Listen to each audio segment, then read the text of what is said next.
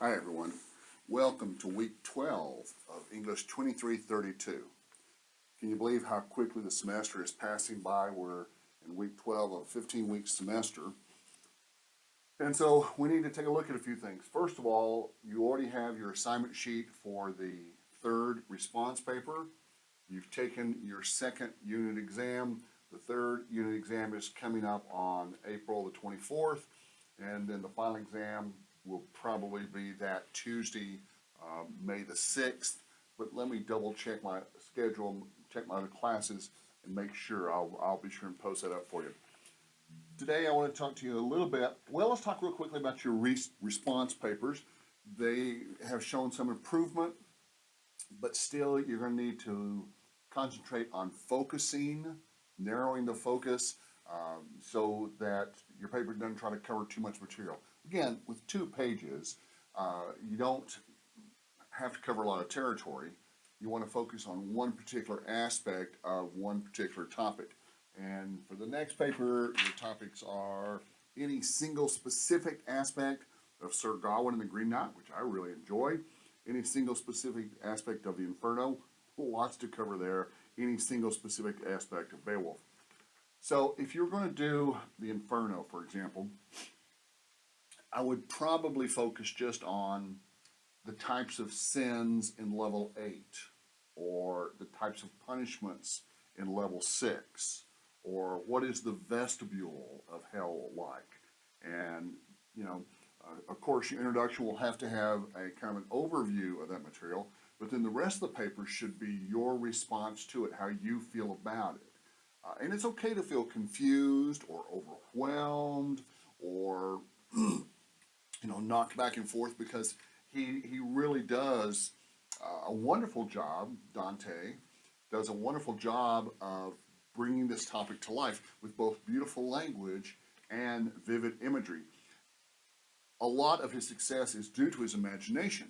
You remember from 2 weeks ago, the video I posted, we talked about why he filled in the gaps with Greek mythology or other aspects of other cultures, simply so that people could understand. He's trying to describe something which is indescribable, so he has to give his readers something that they know so that they can understand the bigger picture. Imagine it's a jigsaw puzzle and some of the puzzle pieces are missing. Well, so you take a puzzle piece from a different puzzle, and at least you'll get some picture, some idea. But clearly an imaginative work, clearly a work of great art, noble notes. And don't forget, he also wrote in the vernacular. He wrote in the language of the common people, Dante did. Which, back to the research paper, Sir Gawain the Green Knight, again, I would focus just on one particular aspect. If I were doing this project, I would probably do Sir Gawain because experts agree that the Christian aspect of this poem was added in later. It was originally written as a pagan or non-denominational type of poem, and that the medieval monks who translated or recopied it added on Christian elements because Christianity was so important to them.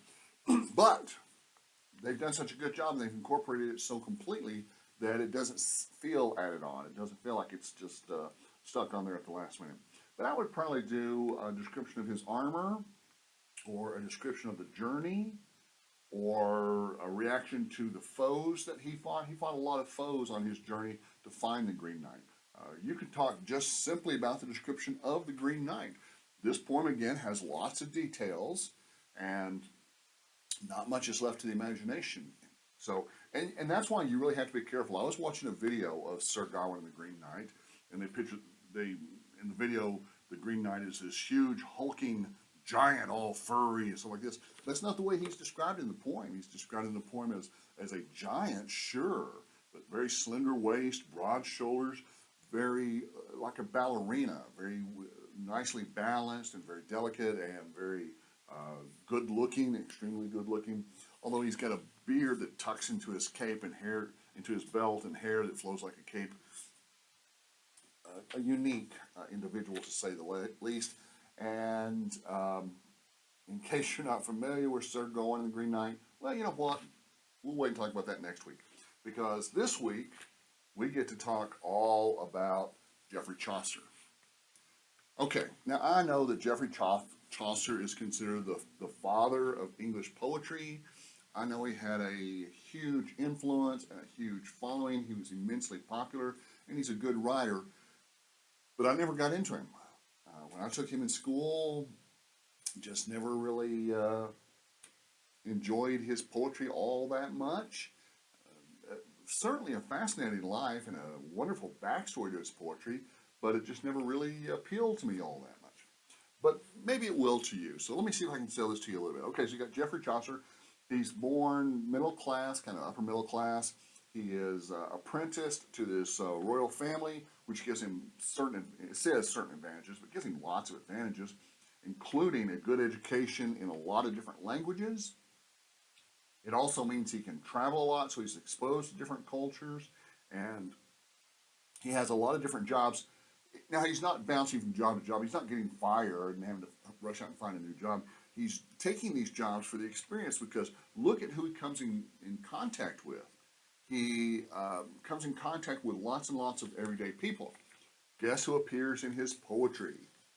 Everyday people. All right, so the Canterbury, Geoffrey Chaucer, okay. So he writes this poem called the Canterbury Tales. And just like Dante, he puts himself in the poem. Now, Dante inserted a character named Dante, which is clearly not supposed to be the author, Dante, the writer.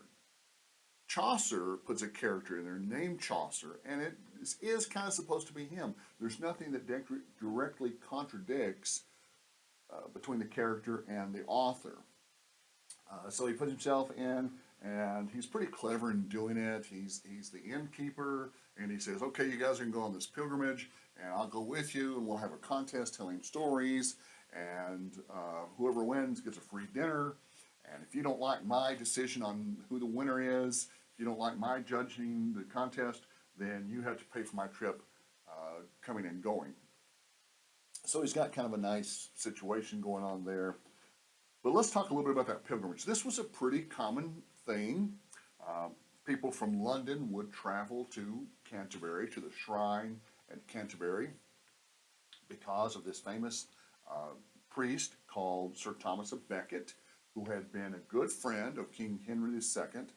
And then Henry II said, wow, I really need a friend in a high position in the church, the Catholic Church, because the king and the church are usually button heads. So he puts his good friend in there. But his good friend then, serving in this position of religion, suddenly becomes very religious. And in becoming religious, he kind of turns against his old friend and kind of works against him a little bit. But he's really more a pain in the side than anything else. And Henry II is meeting with some of his guys. He's got some knights there in the room. And the story goes that at one point he said, will no one rid me of this troublesome priest? He's actually a bishop. And these three knights heard that, and they took that as a command from the king. They rode to Canterbury and killed St. Thomas of Becket in his church. According to one story, he's actually praying at the altar, and they just up there and chop his head off. And if you want to if you want to look a little further, dig a little deeper, you can find pictures. They have a little plaque there in the chapel, in the sanctuary, where his head rolled to after they cut his head off. Anyway, fascinating story. So these pilgrims are all going. There's 29 of them, 9 and 20. And according to Chaucer, the story, the narrator, they are supposed to tell 2 stories going, 2 stories coming back. Of course, I think they get 1 each. But the fascinating thing is how he describes them, what he uses to describe these individual characters. It's unfinished. They don't get to tell 4 stories altogether, which would have made the trip way, way, way too long, by the way. But he describes them using their language, using their jobs, using their income, using their secrets, using their dialect or slang.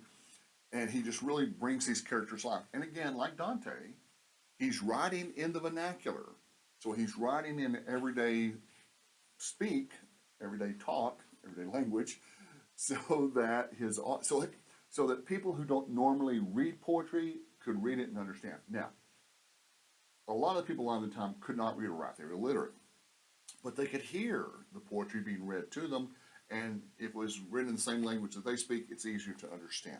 Even the people who could read, which weren't very many, most of them, especially the nobility, they preferred to have the poetry read out loud to them as a form of entertainment. There really are only a few people in their whole culture who can read. Of course, you got the nobility, and then you have the religious people, the priests and clerks, and the priests and bishops and people in the church can read and write. And then there are a limited number of professional readers and writers. They're simply called clerks. This poem was probably written by one of them, a clerk for a guy named Sir John of Gaunt, or Sir John Gaunt. And but I don't know. It's awfully well constructed to be written by one person. I suspect it may have been written either by one person over many years or by several people. But it's still a really, really good poem.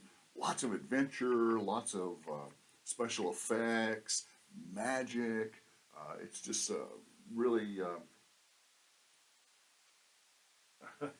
really a wonderful piece of literature. I encourage you to read about it. You don't have to read Canterbury Tales for this course, but it's still worth nosing around